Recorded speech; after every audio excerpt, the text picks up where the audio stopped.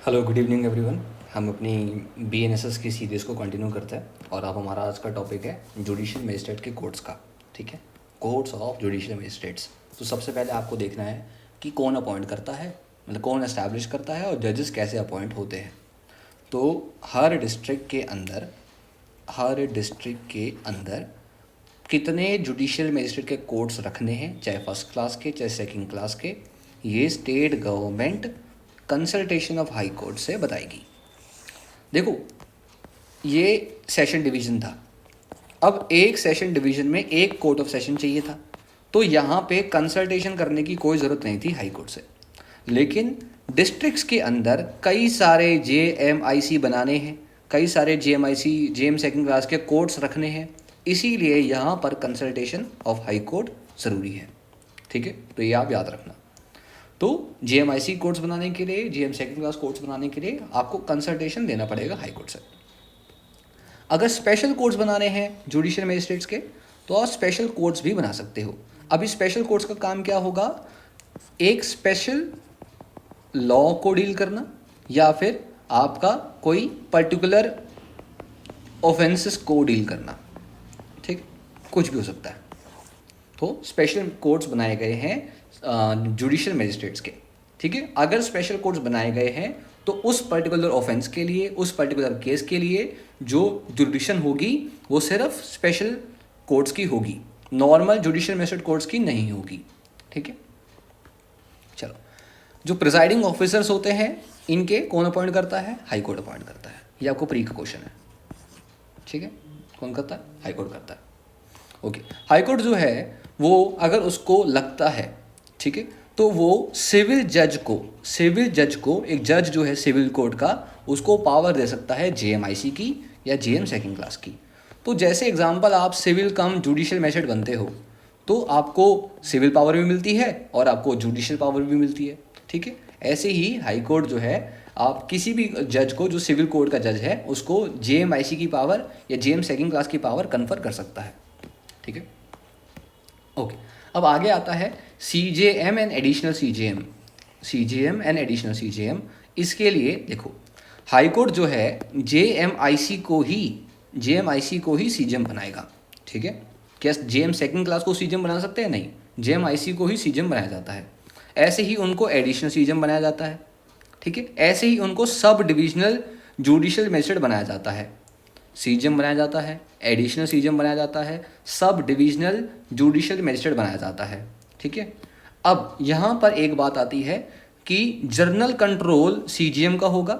Journal control तो CJM का होगा, लेकिन देखो यहाँ पे क्या लिखा हुआ है कि सब डिविजनल जुडिशियल मजिस्ट्रेट जो है वो एडमिनिस्ट्रेटिवली सुपीरियर होगा। बेसिकली उसके पास सुपरविजन की पावर होगी over the works of the JMIC in the sub divisions. ठीक है, तो फॉर एग्जांपल ये एक सब डिवीजन है, यहाँ पर सुपीरियर होगा सब डिविजनल जुडिशियल मजिस्ट्रेट। ठीक है, उसके नीचे होगा JMIC और इसके ऊपर जनरल कंट्रोल जो होगा वो CJM का होगा। जनरल कंट्रोल CJM का होगा। ठीक है, क्लियर हो गया? चलो, अब आगे बात करते हैं स्पेशल जुडिशियल मजिस्ट्रेट्स के बारे में। इसको हम ऑनरी मजिस्ट्रेट्स भी कहते हैं। इनको हम ऑनररी मजिस्ट्रेट्स भी कहते हैं। ठीक है, अब इसमें क्या है देखो, हाई कोर्ट में if requested by the central और स्टेट गवर्नमेंट, हाई कोर्ट जो है स्पेशल जुडिशियल मजिस्ट्रेट्स को अपॉइंट करता है। कब? सेंट्रल और स्टेट गवर्नमेंट की रिक्वेस्ट पे। क्लियर हो गया यहाँ तक? किसी पर्टिकुलर क्लासेस ऑफ केस को डील करने के लिए। ओके, अब इनमें लीगल क्वालिफिकेशन होना ज़रूरी है। ये कोई भी पब्लिक सर्वेंट हो सकता है, याद रखना। कोई भी पब्लिक सर्वेंट को ऑनरी मजिस्ट्रेट बनाया जा सकता है। देखो कौन बनता है ऑनरी मजिस्ट्रेट? अब एनी पर्सन हु होल्ड और has held any post under the government. तो कोई भी पब्लिक सर्वेंट को ऑनरी मजिस्ट्रेट बनाया जा सकता है। ओके, अब लेकिन जब भी बनाया जाएगा तो उसके पास क्वालिफिकेशन या experience in relation to legal affair होना ज़रूरी है। क्वालिफिकेशन या experience in relation to legal affair होना ज़रूरी है। ओके, इनका टेन्योर कितना होगा? 1 ईयर एट अ टाइम। ये आपको याद करना है, 1 ईयर एट अ टाइम इनका टेन्योर होगा। उसके बाद दोबारा से आपको ऑर्डर देना पड़ेगा इनके टेन्योर को एक्सटेंड करने के लिए। ओके, अब लोकल जुडिशन के बारे में बात करते हैं।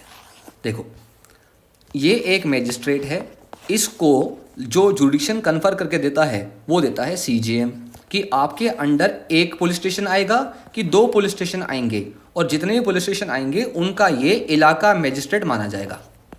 तो आपको सिंपल क्वेश्चन आएगा कि बताओ लोकल लिमिट्स कौन बताता है, तो आंसर है सीजेएम, ठीक है। लेकिन कंट्रोल किसका है, हाई कोर्ट का, ये आपको याद रखना है।